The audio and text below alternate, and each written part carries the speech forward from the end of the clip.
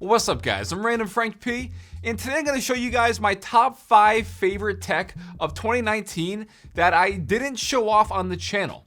You know, the year's coming to an end and there's a lot of things that I use and like behind the scenes that doesn't necessarily make it to its own review or in a video, so I figured why not show off those things for you guys today. They'll be in no particular order and I'll have them all listed for you in the description down below. First up is a 4K wireless HDMI receiver and transmitter. Now, you think of like a wireless video signal and wireless HDMI. They've been around for a while, but it's always been lacking. Over the years, I've probably picked up 4 or 5 different ones, and there's always a significant delay. And that was back when it was just 1080p. So when I got this one over the summer, I hooked it up and I was extremely pumped because they claim it's zero lag, zero delay. Obviously there's some there, but it's extremely minor. So as you can see, it's these two like triangles essentially. They each get plugged into a source. They both need power as well. And these were originally gonna be for my cameras in the studio and the field monitors. You know, it'd be great to have that wireless freedom, moving the camera around the studio without having it actually tethered. And I used that for about a month or so and it worked out great. Like I said, no delay, so it was awesome to see what I'm filming real time, great for pulling focus and stuff like that. But recently what I've been doing is using these for gaming in a sense. So if I wanna just like kick back on the couch upstairs in the living room and play some games, I'll hook one up to my PC down here and the other one up to the TV in the living room. Now it does say it's a 50-foot line of sight signal, but since my living room was essentially right above the studio, it still works out just fine. And I literally cannot tell any delay. But for skating around in session, which is like my go-to chill game to play with this, I really cannot tell any sort of lag. Now, I wouldn't use this online in like an FPS game or competitive shooters or anything, but for casual gaming, it's been awesome. Definitely recommend this one from IOGEAR if you need a wireless HDMI like this. Next up is just mind-blowing to me, okay? This is the Sabourin Rocketman Nano. It's essentially a mini M.2 SSD. This one here is 1 terabyte, but the reason I have this is because of its just mind-blowing size. This thing is super tiny. This has pretty much been used for storing my entire game library. So I'm doing like, PC builds and stuff like that. What I do is I have all my games backed up onto here so I don't have to constantly be re-downloading all those games on brand new PCs and stuff. I just have it on here, saves me a lot of time. And just to give you guys an idea of how small this is, here's an average banana, banana for scale. Next to that is your traditional NVMe enclosure, and then you got a little charger brick. It's crazy tiny at 2.5 inches by 1 inch. And just to drive this home, the first ever 1 terabyte external hard drive I bought was back in 2012. That's this one here from Toshiba. And you can see it's pretty much a standard size of still what we see today on most external hard drives. But you compare that then to the Rocketman Nano. It's just mind-blowing to me. It's also very fast as well at 100 megabytes per second. And again, for having pretty much my entire game library on here, switching between different builds and systems, it's more than fast. And the 1 terabyte capacity is great. They also have, I think, a 2 terabyte and a 500 gigabyte, different colors as well. But man, it's so small. Next up is one of the newer additions to my gear, and I absolutely love it. And it's kind of the inspiration around this video because I wanted to still show this off, but didn't know how. So I figured a best of the best would be necessary. This is the Blackmagic Pocket Cinema Camera 6K. I absolutely love this thing.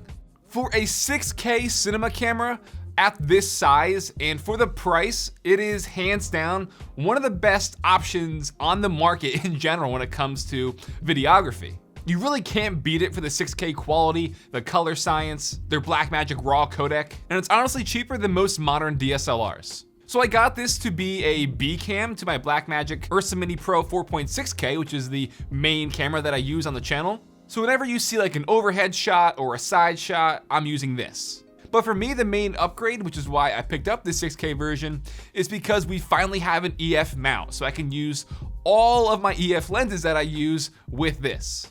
But what I love about it is not only the color, but the simplicity. You have a giant screen on the back, everything is touchscreen. The menus are very easy to navigate, and it's all laid out exactly like the Ursa Mini Pro that I use. So essentially I can set up all of the menus, everything the exact same as my main camera, which is why this just pairs perfectly with it. And just to give you an idea of the workflow with this, like I said, same codecs, same everything as my main camera. I shoot in the film setting so I can do a lot of grading afterwards at post-production, and you can just see how flat and almost black and white it is. And then in post, you apply a LUT to it, then you can start the color grade from there and kind of change up the color to make it how you want to look. And it brings the image to life. There's a lot of flexibility here, especially with their Blackmagic RAW. Their color science is fantastic, and that's why I've stuck to Blackmagic for so long. It's just different. Now, with it being called the pocket cinema camera, obviously it's not pocketable. You're not gonna be putting this thing in your pocket. There's not even a lens on it here, and it's still pretty bulky. But I still, hands down, love it as a B cam. A lot of people are starting to use these more nowadays, which is great. I know Dimitri from Hardware Canucks is using this, Optimum Tech as well, and it is just an amazing, amazing camera for the price that just punches way above its price tag. And I actually kind of showed this off in a recent what's in my video tech bag video, but I feel like YouTube just didn't push that out to anybody. But yeah, love this camera. Next up is something you guys might find boring, but I absolutely love as well, and that's my Durango M1 Maverick wallet. And for me, this is like the end game for wallets, okay? It sounds stupid, but I don't care. So Durango probably has hundreds of different wallets on their website from different combos, designs, colors, all this stuff. But this, like I said, from their M series, and the color combo I have is whiskey brown and slate gray, and I think it looks really, really nice. It's made of leather and anodized aluminum, and for being pretty compact, the overall quality is just unrivaled. This bifold version fits up to 16 cards plus cash inside. There's tons of different pockets and sleeves inside the wallet so you could organize your cards. A nice silicone band on the inside to keep everything nice and secure. But one thing I did was I picked up this tie clip, actually. It's pretty small as well, and I used that to keep some of my cash more secure. But another thing I love about Durango is their sort of modularity they have with their wallets. They're constantly putting out different accessories and just things to upgrade your wallet, from separate rails to clips and all these different things you can add and build up to your wallet to make it bigger and better, if you will. And literally not even a week before filming this, they put out their very own dedicated clip that goes with these wallets that could be used to, I don't know, clip onto your belt or used for money like I have here. It's just really, really cool. And what they're doing, I think, is just unrivaled. And it's why I really like them and always gravitate towards them when it comes to wallets. Again, not the most exciting thing, but it's worthy of being shown off. And then last but not least are these Empire Ears and Mass Drop Zeus IEMs. These are my first true audiophile grade IEMs, and it's mind-blowing the leap that these are just from using, I don't know, earbuds and stuff that you get with your phone or anything. Even ones that I've tried from maybe $50 to $100. Granted, this is kind of 10 times the price, but it's 10 times the quality. So yeah, I'm just gonna say right now that these retail for $1,000, although Mass Shops had them on sale for, I believe, $750, which is still very, very expensive, yes. But like I said, these are audiophile grade IEMs. And what's crazy about this is they have 14 drivers inside. Yes, not one or two, but 14. That includes 2 bass drivers, 6 mid-range, and 6 treble.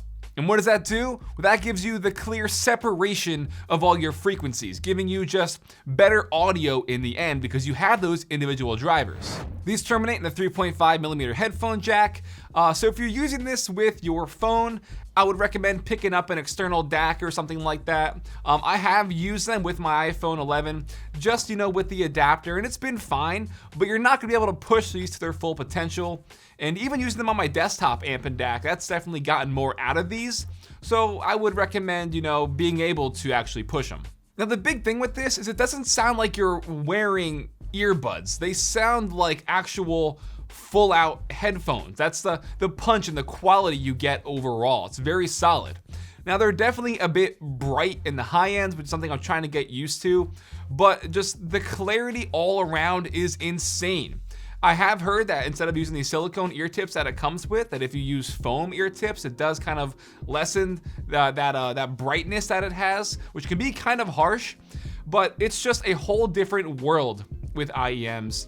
And when I got these, it kind of like opened that new door. I'm a big audio guy, you know, it's like kind of like a hobby of mine on the side. And it's been a really great experience using these. And while the price is probably off-putting, I will say there's a reason they're that expensive, and they will change your perception of what earbuds are capable of if you haven't tried anything like these. So alright guys, that'll wrap it up for my personal top 5 tech of 2019. Hope you enjoyed this video. Again, things that you probably haven't seen on the channel and haven't gotten their own review, but I wanted to show off for you guys anyway because I do use a lot of things behind the scenes that doesn't make it to your sub box. If you like this video, let me know. Give it a big thumbs up to show your support. Feel free to follow me on Twitter at randomfrankp. And lastly, if you haven't already, hit that subscribe button. I hope you enjoyed. Have a good day.